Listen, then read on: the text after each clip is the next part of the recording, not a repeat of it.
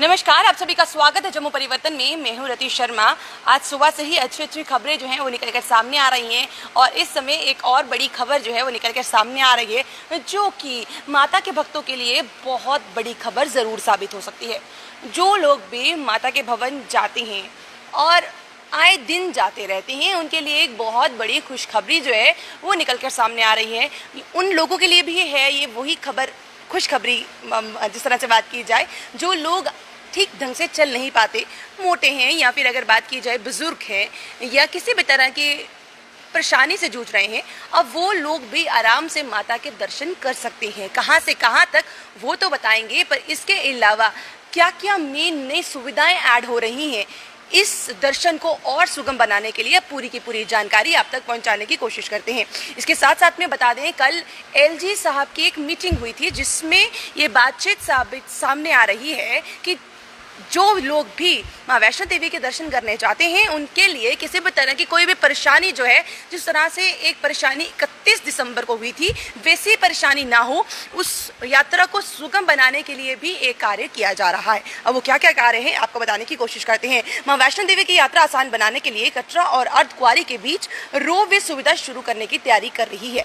आपको बता दें, जो ये रोपवे की सुविधा है, ये पहले भी भवन से लेके अगर बात की जाए भैरव घाटी तक ऑलरेडी उपलब्ध थी, बट अब जो है अर्धकुंवारी और कटरा के बीच में अगर बात की जाए तो ये रोपवे सुविधा तैयार की जा रही है। इसके अतिरिक्त सुविधाओं के तीर्थ यात्रियों की संख्या को बढ़ोतरी होने के साथ साथ जो स्थानीय व्यवसाय हैं उनको भी लाभ होगा। इसके साथ ही दुर्गा भवन, थीम पार्क, RFID टैग सेवा भी जल्द शुरुआत की जाएगी। मंगलवार को श्री माता वैष्णो देवी श्राइन बोर्ड के चेयरमैन व उपराज्यपाल मनोज सिन्हा की अध्यक्षता में ये बैठक हुई और उसी में ही अहम फैसले जो हैं लिए गए हैं।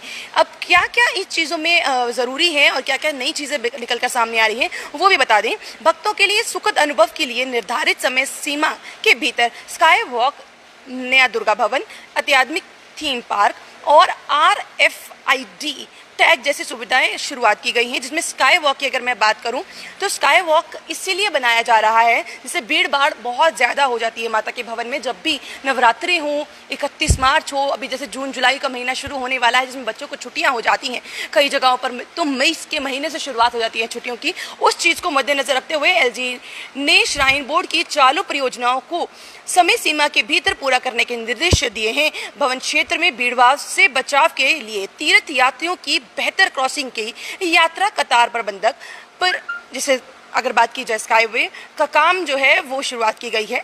इसका जो परियोजना की अगर मैं बात करूं तो इसका जो लंबाई है लगभग 160 से 170 मीटर और 2 बचाव क्षेत्र के साथ 2.5 मीटर की चौड़ाई जो है वो बताई जा रही है। इसी तरह कटरा या इसके आसपास के क्षेत्र में आध्यात्मिक थीम पार्क भी विकसित होने की बात की गई है। इसके साथ साथ में बता दें कि बोर्ड के CEO का थीम पार्क जल्द शुरू करने के लिए कहा गया है। अब ये जो रोपवे है वो कौन बना रहा है उसके बारे में भी आपको बता दें। ये उपराज्यपाल के बोर्ड के नवनियुक्त सदस्यों की श्री माता वैष्णो देवी की तीर्थ यात्रा को परेशानी मुक्त बनाने के लिए सुविधाओं के संबंधित भिन्न भिन्न प्रस्तावों पर चर्चा कर मंजूरी कर दी गई है।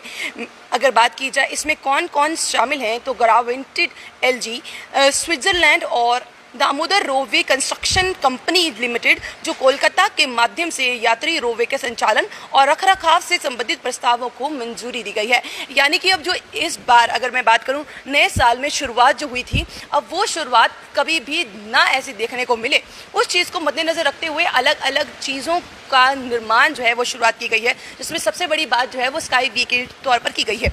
जो लोग आराम से माता के दर्शन के लिए नहीं जा पाते, पालकी घोड़ों पर नहीं बैठ पाते, उनके लिए रोपवे की सुविधा उपलब्ध कराई गई है, ताकि समय को ध्यान में रखते हुए और जो आराम से चल नहीं पाते हैं, चढ़ नहीं पाते हैं, उनके लिए भी जो है रोपवे की सुविधाएं उपलब्ध कराई गई हैं।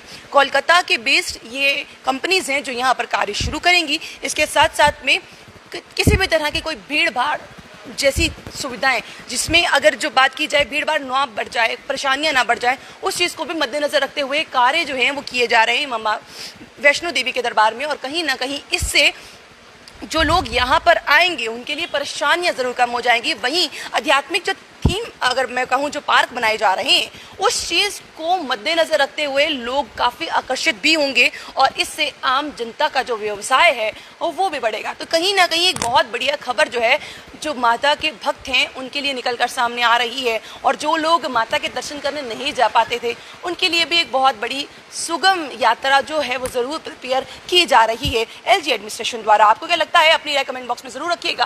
बने रहिए जम्मू परिवर्तन के साथ। मुझे और ओई जी को दीजिए इजाज़त। नमस्कार।